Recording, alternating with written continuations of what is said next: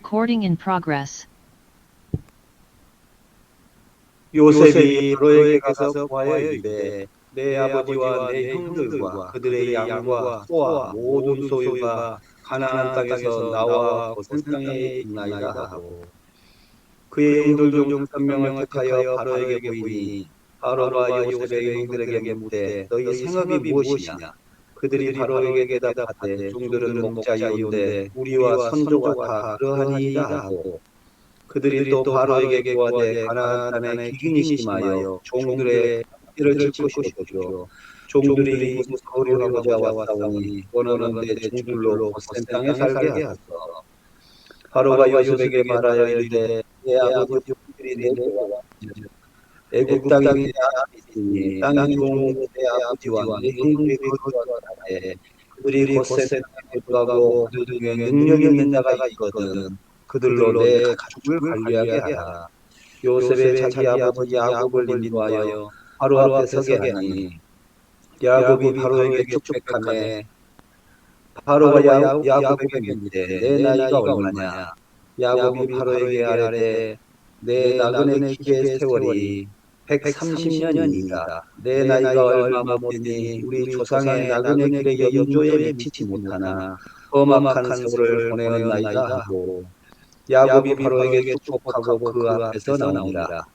요셉이 바로의 명령대로 그의 아버지와 그의 형들에게 거주할 곳을 주되 애굽의 좋은 땅 라암셋을 그들에게 주어 소유로 삼게 하고 또 그의 아버지와 그의 형들과 그의 온 집에 그 수를 따라 먹을 수 주어 봉양하였다. 아멘. 아멘. 13절부터 47장 13절부터 나머지 31절까지 말씀 우리 함께 읽겠습니다. 기근이 더욱 심하여 사방에 먹을 것이 없고 애굽 땅과 가나안 땅이 기근으로 황폐하니 요셉이 곡식을 팔아 애굽 땅과 가나안 땅에 있는 돈을 모두 거두어 들이고 그 돈을 바로의 궁으로 가져가니 애굽 땅과 가나안 땅에 돈이 떨어진지라. 애굽 백성이 다 요셉에게 와서 이르되 돈이 떨어졌사오니 우리에게 먹을 거리를 주소서. 어찌 주 앞에서 죽으리이까? 요셉이 이르되 너희의 가축을 내라. 돈이 떨어졌은즉 내가 너희의 가축과 바꾸어 주리라. 그들이 그들의 가축을 요셉에게 끌어오는지라. 요셉이 그 말과 양떼와 소떼와 나귀를 받고 그들에게 먹을 것을 주되 곧 그 모든 가축과 바꾸어서 그 해 동안에 먹을 것을 그들에게 주니라. 그 해가 다 가고 새해가 되매 우리가 요셉에게 와서 그에게 말하되 우리가 주께 숨기지 아니하나이다. 우리의 돈이 다하였고 우리의 가축대가 주께 돌아갔사오니 주께 낼 것이 아무것도 남지 아니하고 우리의 몸과 토지뿐이라.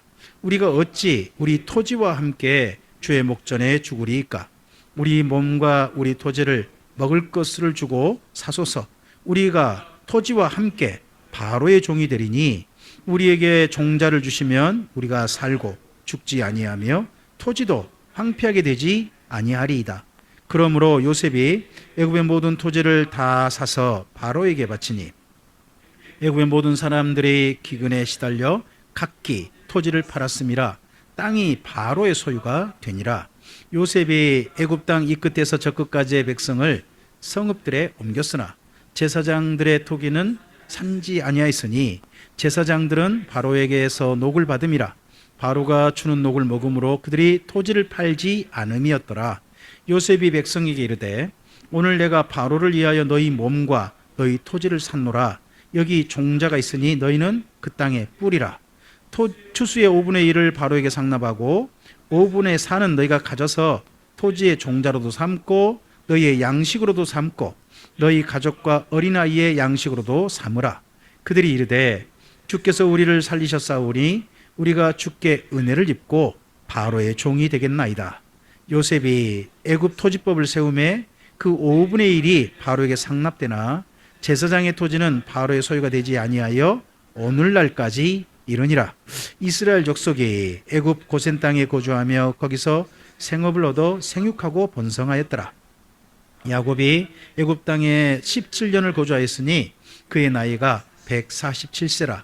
이스라엘이 죽을 날이 가까우매 그의 아들 요셉을 불러 그에게 이르되 이제 내가 내게 은혜를 입었거든 청하노니 내 손을 내 허벅지 아래에 놓고 인애와 성실함으로 내게 행하여 애굽에 나를 장사하지 아니하도록 하라. 내가 조상들과 함께 눕거든 너는 나를 애굽에서 메어다가 조상의 묘지에 장사하라. 요셉이 이르되 내가 아버지의 말씀대로 행하리이다.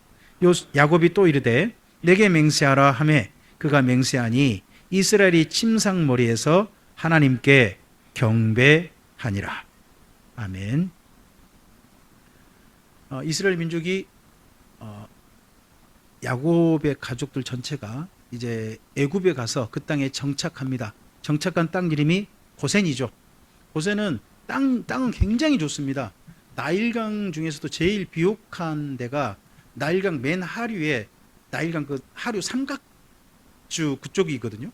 그 중에 고센이 있습니다. 그러니까 땅은 정말 좋죠. 근데 우리나라 어감이 좀 비슷한 것 같습니다. 고센에 가면 고생합니다. 좀 고생은 좀 했어요. 나중에 고생을 했습니다만 진짜 좋은 땅에 살 겁니다. 이 좋은 땅 안에 대표적인 두 도시가 있습니다. 조금 기억해 놓으시면 성경 읽을 때 도움이 좀 됩니다. 하나는 람셋이고요. 또 하나는 노비 있습니다. 노비라는 도시가 그 여기 나일강에 있는 도시들 가운데 굉장히 중요한 이집트의 도시입니다. 수도이기도 합니다. 그러니까 한번 좀 기억해 놓으시는 것도 좋겠죠. 그 땅에 정착을 합니다. 정착할 때 뭐 형 5명을 데리고 가서 황제를 만나고 그리고 또 아버지도 모시고 따로 모셔갑니다. 형들은 한번 모시고 함께 가고 아버지는 따로 모시고 간 게 보입니다. 거기 47장 2절 보시면 형들과 먼저 5명이 바로를 만나러 가죠. 그래서 고센 땅에 사는 게 확정됩니다. 그리고 난 다음에 7절을 보시면 요셉이 그 이후에 누구를 모시고 갑니까? 아버지를 모시고 이제 또 여기 황제를 바로를 만나러 갑니다. 만나러 갔을 때 야곱이 여기 바로에게 뭐 합니까? 축복합니다. 보통 어떻습니까? 황제가 일반 서민에게 축복받는 거 이런 광경이 좀 어떠세요? 익숙하세요? 좀 그렇죠. 근데 그 요셉이 누구예요? 총리 아닙니까? 총리의 아버지이고 그러니까는 축복을 바로가 받은 것 같고요. 또 야곱도 그렇게 축복한 것 같습니다. 근데 축복할 때 그 황제가 보기에 여기 야곱은 굉장히 늙어 보였던 모양입니다. 그래서 당신 나이가 도대체 얼마요? 물어보는데 우리도 이 정도 살고 난 다음에 이렇게 말했으면 좋겠습니다. 내 나그네 길의 세월이 130년입니다. 내 나이가 얼마 안 됩니다. 우리 이근규 장로님 꼭 이렇게 말씀할 수 있길 바랍니다. 우리 정현선 장로님도 이 정도 사시고 난 다음에 내 나이 얼마 안 됩니다. 이러신다면 이것도 참 감사할 일일 것 같습니다.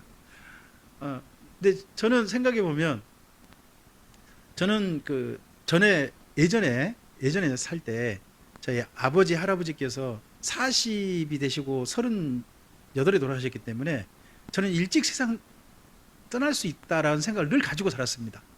근데 어느덧 60이 됐어요. 근데 제 친구들도 보면 저랑 함께 국민학교 다녔던 친구도 있지 않습니까? 그 친구 중에 이 땅에 남아있지 않는 친구도 있어요. 벌써. 어떠세요? 지금 함께 여기까지 함께 친했던 친구들 있지 않습니까? 다 함께 살고 계십니까? 아니면 먼저 떠나보는 이들도 있으십니까? 그럼 우린 그들보다 어떻습니까? 더 많이 살고 있는 겁니다. 더 인생의 기회를 더 살고 있는 거죠. 어쨌든지 이 야곱은 130세가 그 당시에는 야곱이 황제를 바로를 만난 이 당시에는 130세가 그렇게 특별하게 많은 나이가 아니었던 모양입니다. 우리 같으면 몇 살 정도 되시면 아이고 연세가 많으시네요 할까요? 일단 90은 넘으셔야 할 것 같아요. 90은 지금은 90은 넘어야 사람들이 참 대한 나이가 많다 그렇게 보는 것 같습니다.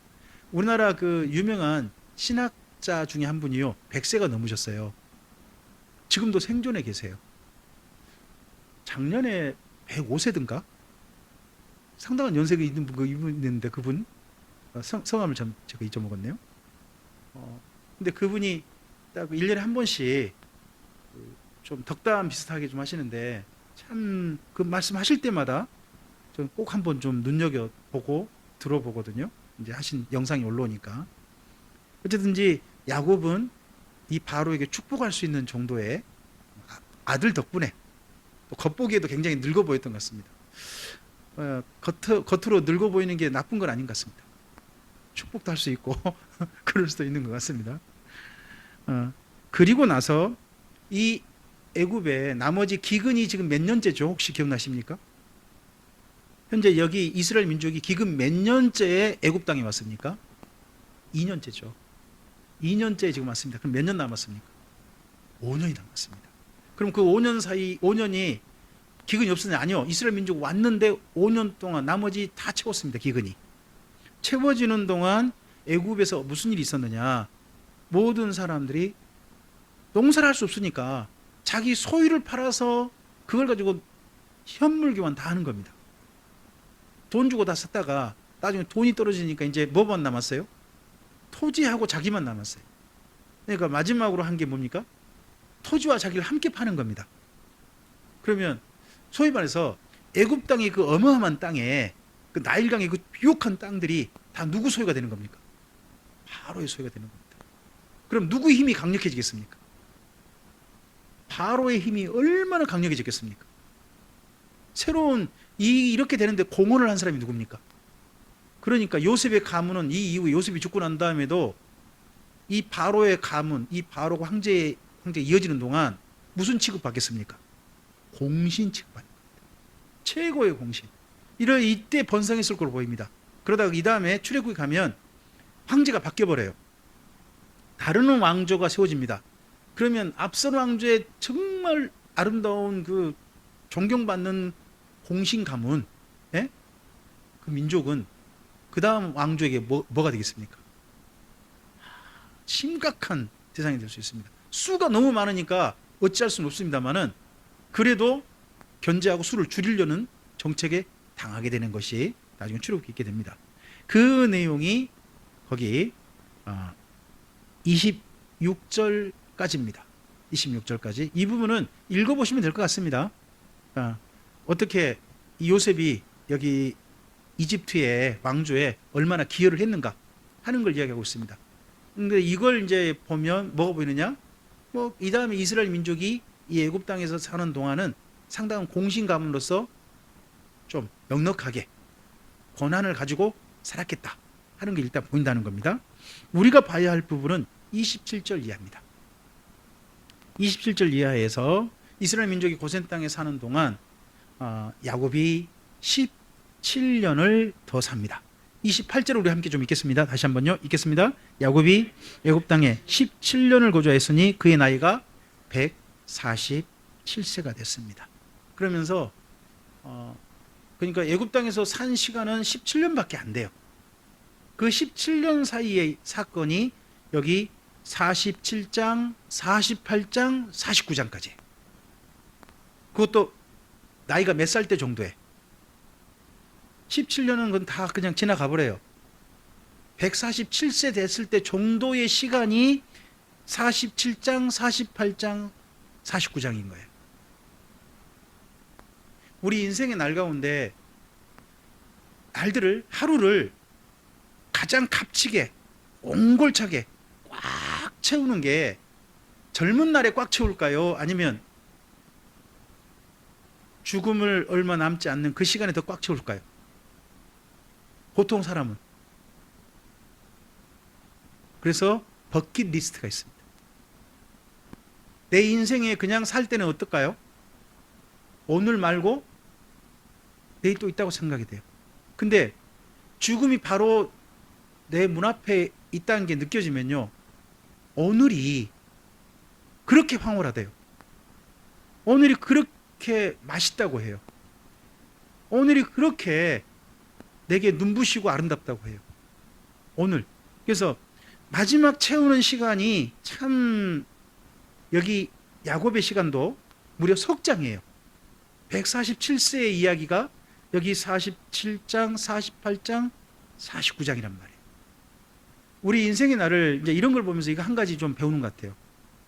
하나님 안에서 우리 인생을 어떻게 사는 것이 가장 값질까요? 저는 오늘 이 한 장 넘어가면 내일 죽음을 만날 수 있다는 생각을 가지고 오늘을 사는 사람, 그런 사람이 여기 야곱의 47, 48, 49장의 삶을 오늘 사는 게 아닐까 하는 생각을 저는 합니다.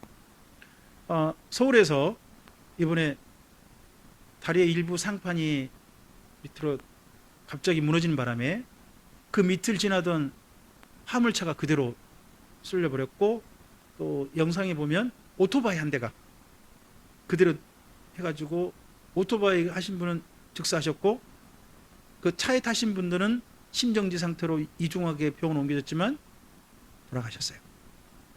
그 분이 그 자리 지날 때 위에가 무너질 거라는 생각을 가졌을까요? 이로부터 1분 전에 있지 않습니까? 그 상판이 무너지기 1분 전에 그 밑으로 기차가 지나갔대요. 무궁화호가 7량을 달린 기차가 20초간 지나갔대요. 1분 한 30초? 그 정도 시간에 영상이 올라왔어요. 그게 딱 맞아떨어지면 어떻게 됐을까요? 우리 인생의 날은 그래서요, 내일을 확실히 장담하기는 어려운 것 같아요. 우리가 오늘도 건강하고 편히 잠자고 오늘도 일할 수 있고 움직일 수 있으니까 나는 내일도 움직일 수 있다 하는 생각을 가지고 우리 인생을 사는 것 같아요. 그렇게 사는 건 내일을 바라보는 거니까 좀 더 여유 있고 감사한 것 같습니다. 그런데요, 저는 성경 읽으면서 항상 그런 생각을 해봅니다. 이번이 마지막일 수 있다. 이번이 마지막일 수 있다. 저는 수요일 날 아마 창세기 47장과 48장 설교하는 것이 저는 우리 참빛교에서 이번이 마지막일 겁니다. 저는 그 생각 가지고 설교 준비합니다. 말씀 준비하고 마지막으로 전하는 이야기다. 마지막 남겨놓은 이야기다.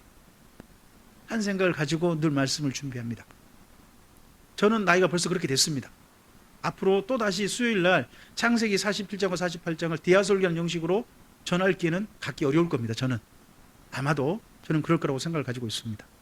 이러할 때 좀 더 가치 있게 준비해서 우리 나라를 꽉 채우는 지혜, 이게 필요합니다. 여러분, 전도서 말씀 이 말씀 있는 기억나십니까? 우리 인생의 날을 계수하는 지혜를 주셔서 숫자를 남은 장수가 몇 장인지 좀 세보는 지혜가 있어서 인생을 좀 더 좀 가치 있게 지혜롭게 살게 해주십시오 하고 전도서에 그런 이야기 했습니다. 내일도 있습니다. 하지만 오늘이 마지막일 수 있다 하는 생각이 늘 우리 마음속에 있었으면 좋겠습니다. 그래서 이스라엘이, 여기 야곱이 자기 생애가 이제 이 땅에 있는 날이 얼마 남지 않았을 때 가장 먼저 첫 번째, 내가 이 땅에 얼마 살지 못하겠어 했을 때 요셉을 따로 부릅니다. 첫 번째 부탁합니다.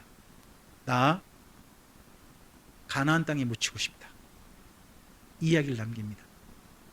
그 이야기를 남겼을 때 요셉이 네, 아버지 말씀대로 할게요 라고 하자 그가 하나님께 경배합니다. 31절 여기를 잘 보시기 바랍니다. 47장, 48장, 49장에 야곱의 모든 행동에 뒷부분이지 않습니까? 그 인생의 1년인데 거기에 그 인생의 행적에 가장 도드라진 단어가 있습니다. 그 뭐냐 그러면 하나님이 하셨다, 하나님께 경배했다.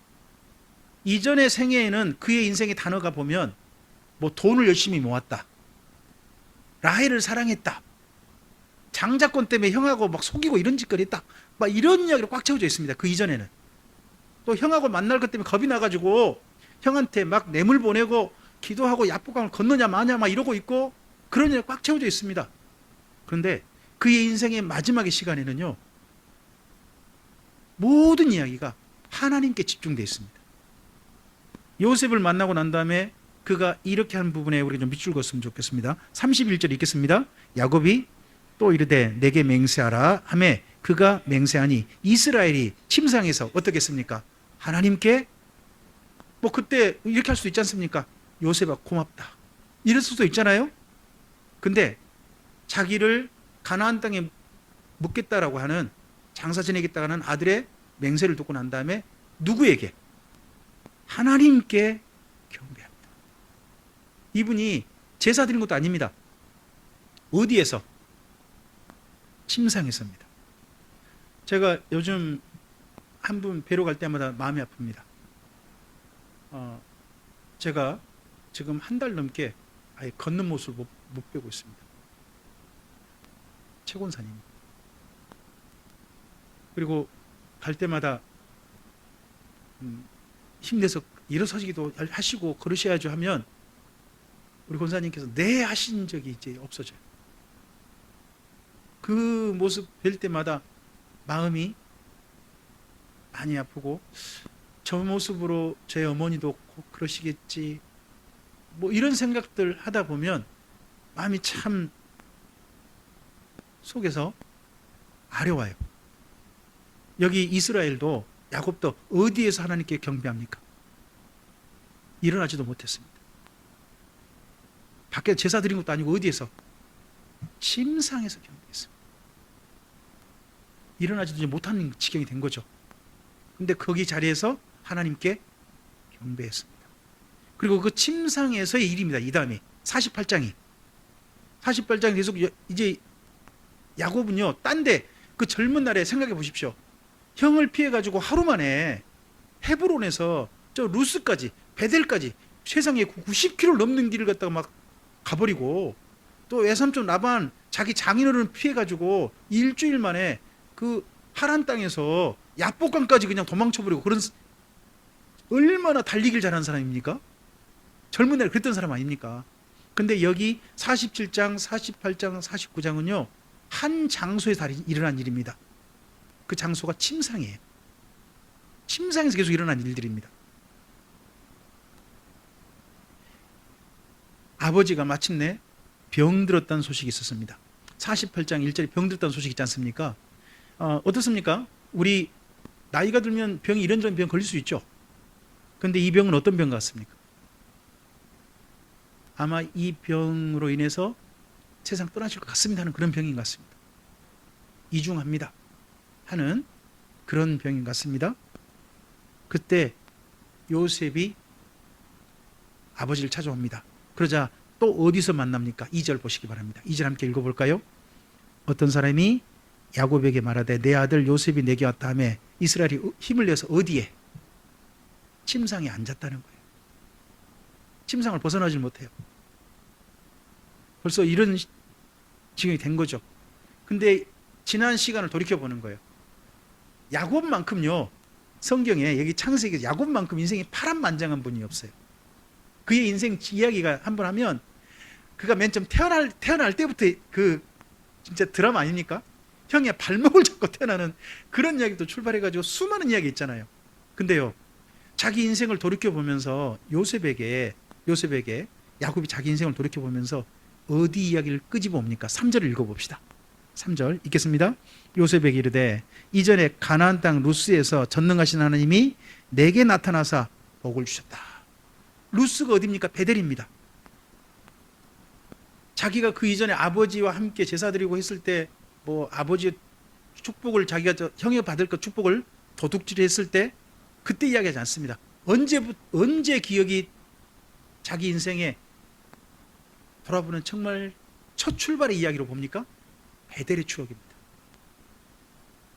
거기가 자기가 하나님과 만났던 새로운 인생의 출발점이었다 하고 거기를 추억합니다. 우리도 언젠가 우리 인생의 날을 추억해 볼 때 날이 오겠죠. 우리 인생의 수많은 사건들을 추억할 수 있을 것입니다. 근데 야곱은 마지막으로 침상에서 자기 생애를 돌이켜 볼 때 형의 뭐 팥죽 갖고 속였던 사건이나 아버지 축복을 했던 사건이나 이런 사건 다 없어요. 어느 사건이? 루스에서 사다리가 있고 하나님께 그를 만나셨던 그 사건, 이 사건이 그의 인생의 가장 중요한 첫 번째 자기 인생에 기억되는 사건이었습니다. 그 사건 이야기만 합니다. 자기가 라헬을 얻기 위해서 14년 뭐 했고 외삼촌 라반집에서 뭐 엄청나게 고생했고 이런 얘기 다 없어요. 그의 추억하는 얘기 보시기 바랍니다. 3절 4절 함께 읽어볼까요? 3절에서 함께 읽겠습니다. 요셉에게 이르되 이전에 가나안 땅 루스 뉴스에서 전능하신 하나님이 내게 나타나사 복을 주시며 내게 이르시되 내가 너로 생육하고 번성하게 하여 너에게 많은 백성이 나게 하고 내가 이 땅을 내 후손에게 주어 영원한 소유가 되게 하리라 하셨느니라. 이 이야기가 자기 인생에게서 지금 아들 요셉에게 물려주고 싶은, 꼭 남겨주고 싶은 이야기인 거죠. 우리는 이런 걸 보고 뭐라고 하느냐? 유언이라고 해요. 지금 요셉에게 아버지가 유언하고 있는 거예요. 너 누구를 잊지 마라. 아버지가 만난 하나님 계신다. 루스에서 나를 만나주신 하나님이 계신다. 그 하나님 너도 제발 기억해달라 하고 지금 부탁을 하고 있는 겁니다. 그러면서 그의 아들들, 두 명의 아들을 데려왔거든요. 므낫세하고 에브라임은 자기 아들로 받아들이겠다 합니다. 일단 거기는 좀 두고요. 개인적인 부탁을 하나 합니다. 7절 말씀 봐보세요. 이거 애틋한 사랑의 이야기가 들어있어요. 7절 함께 읽겠습니다.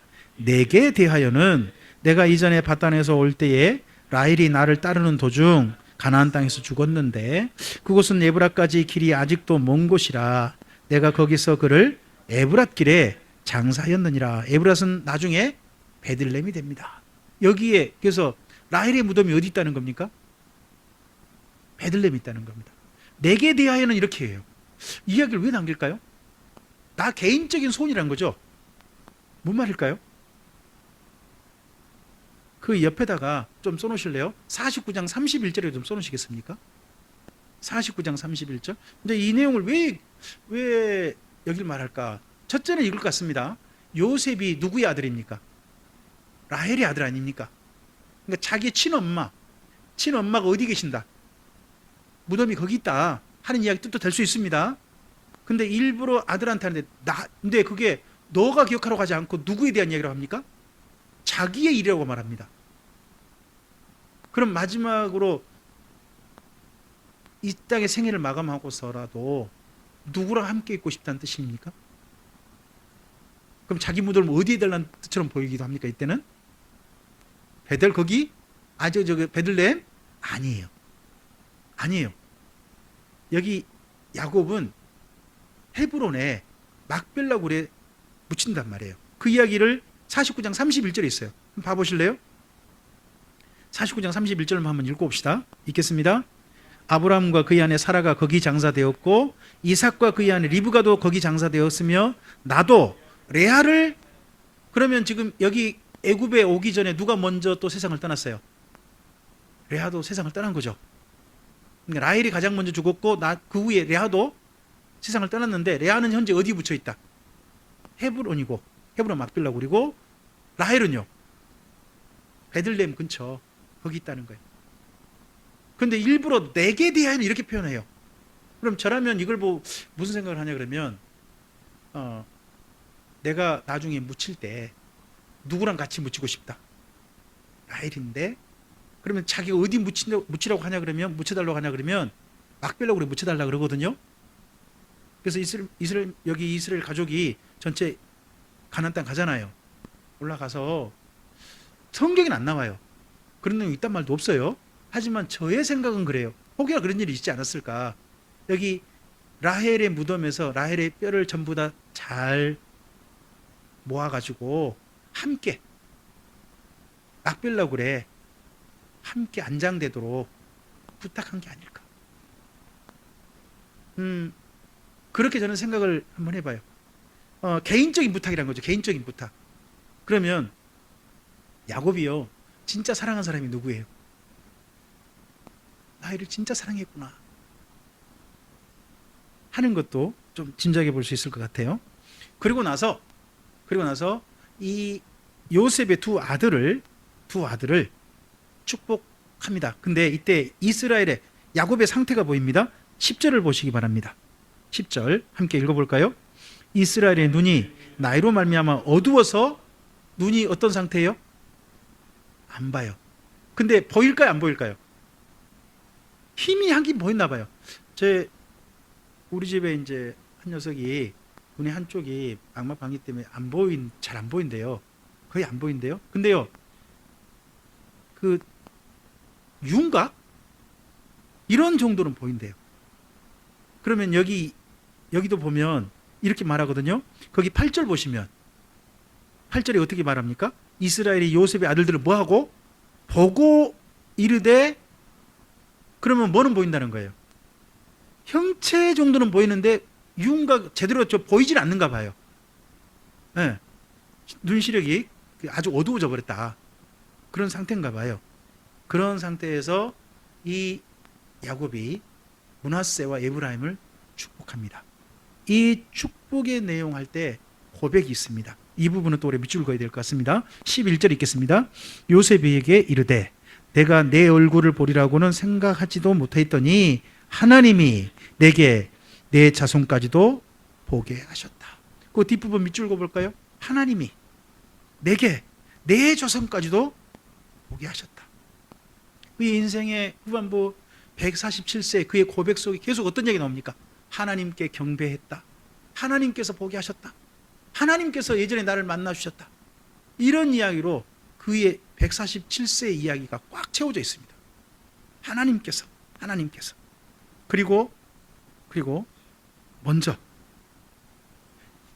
이 두 아들에게, 자기 손자들이죠, 손자들 2명에게 축복합니다. 축복의 내용을 좀 읽겠습니다. 15절 16절입니다 15절 16절 읽겠습니다.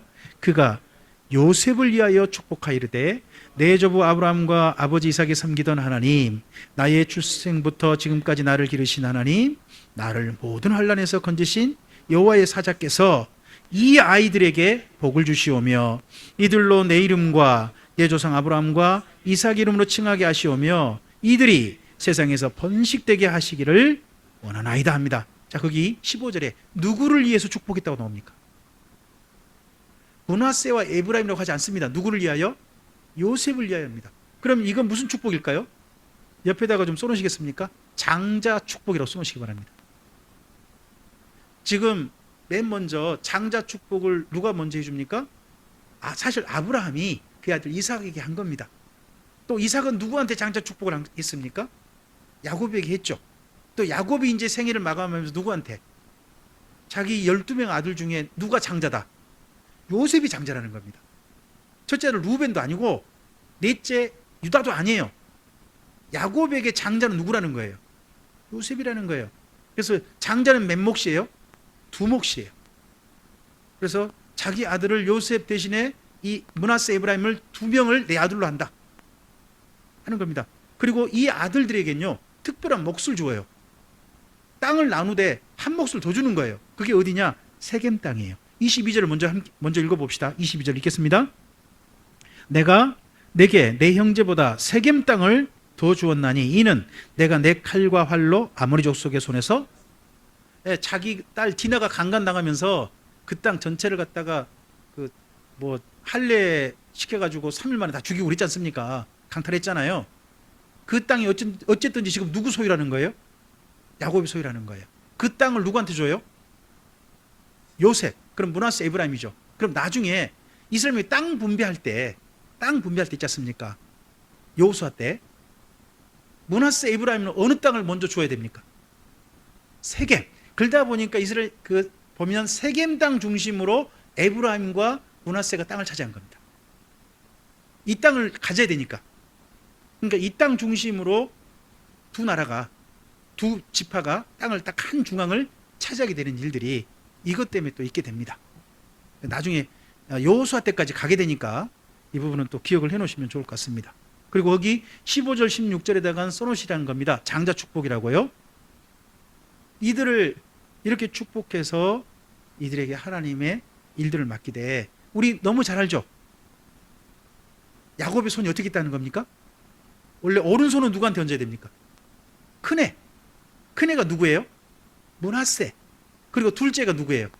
에브라임이잖아요. 그러니까 오른손은 큰애한테 얹고 왼손은 작은애한테 얹는 게 맞아요. 원래 맞아요. 근데 어떻게 해요? 손을 어긋맞겠다는 거예요. 그러니까 요셉도 보기에 좀 못마땅했다는 거죠. 근데 한번 유명한 말, 우리가 잘 아는 말씀입니다만 또 그래서 한번 읽어봅시다. 19절입니다. 19절 읽겠습니다. 그의 아버지가 허락하지 아니하며 이르되 나도 안다 내 아들아, 나도 안다. 그도 한 족속이 되며 그도 크게 되려니와 그의 아우가 그보다 큰 자가 되고 그의 자손이 여러 민족을 이루리라 하고 20절 읽겠습니다. 그날에 그들에게 축복하이르되 이스라엘이 너로 말미암아 축복하기를 하나님이 내게 에브라임 같고 므낫세 같게 하시리라 하며 에브라임을 므낫세보다 앞세웠더라. 이 이후에 에브라임 지파에서요 이스라엘 민족의 지도자가 나옵니다. 에브라임 지파의 유명한 지도자가 한 사람이 있습니다. 그분이 여호수아예요. 여호수아. 그 다음에 사실은 우리에게 조금은 뭐 별로 못마땅할 수도 있습니다만은 또 유명한 왕이 있습니다. 에브라임 지파에서 나온 유명한 왕이 있어요. 누굴까요? 여로보암입니다. 여호와 하나님을 송아지로 만들어버렸던 사람. 그 사람도 에브라임 지파 사람입니다. 그래서 저 북쪽을 항상 뭐라고 합니까? 에브라임이라고 부릅니다. 북이스라엘이라고 부르기도 하고 에브라임을 자꾸 불러요. 에브라임 지파 중심이기 때문에. 그런 내용이 여기서부터 가게 됩니다.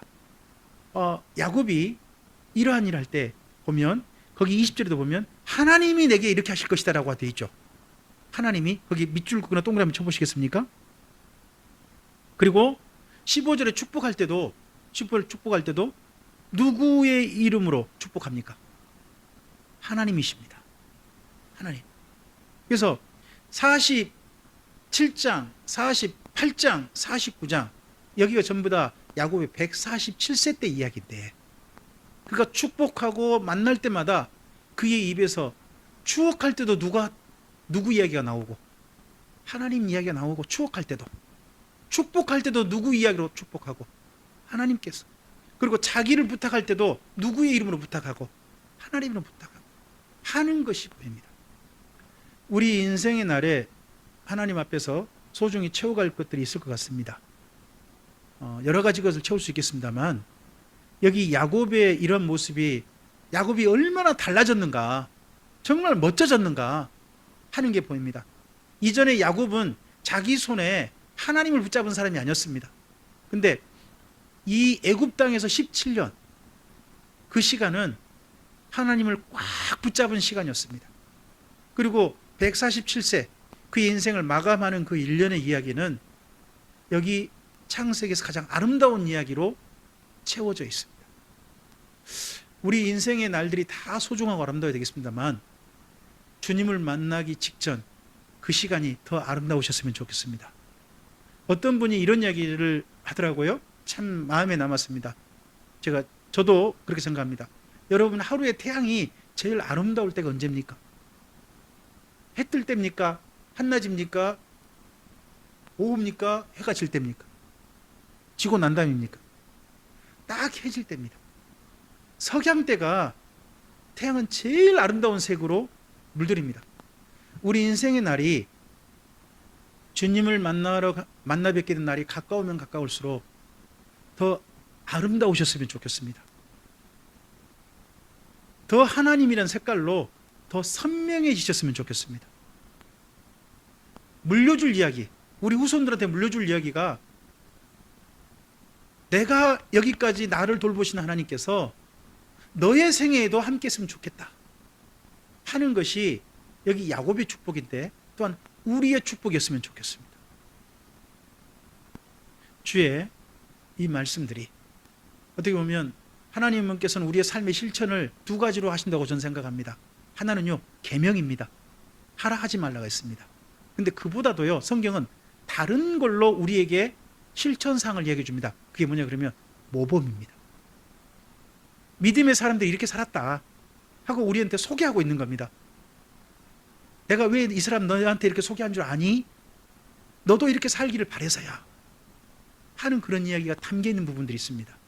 그런 이야기를 우리가 잘 깨닫고 성령의 감화 감동을 받으셔서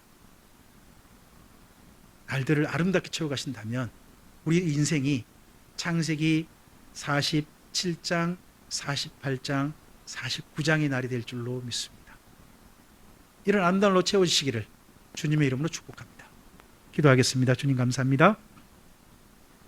주께서 야곱의 생애를 참 파란만장한 생애를 여기까지 살펴보게 하셨습니다. 야곱의 생애가 전문과 함께 창세기도 마감되어 가고 있습니다. 우리의 삶의 자리에 가장 아름다운 석양의 날들을 언젠가는 허락하시고 지금 허락하고 계신지 모릅니다. 그 허락된 날을 소중하게 하나님의 색깔로 물들여가는, 야곱처럼 물들여가는 우리 이게 하옵소서. 야곱의 젊은 날의 시간은 하나님으로 물들이기보다는 다른 걸로 열심히 물들이려고 노력했습니다. 그때 야곱보다 147세 야곱이 얼마나 더 아름다운지가 성경 말씀을 통해서 선명하게 보입니다. 주님, 이렇게 우리에게 보여주시는 주님의 뜻이 있음을 믿습니다. 우리의 날 또한 이렇게 아름답길 바라셔서 이 말씀들을 이렇게 우리에게 선명하게 만나게 해 주셨습니다. 말씀을 가슴에 품고 우리의 날들을 야곱의 147세의 날처럼 아름답게 채워가는 우리 모두에게 하옵소서. 의지하오며 예수님 이름으로 기도합니다. 아멘.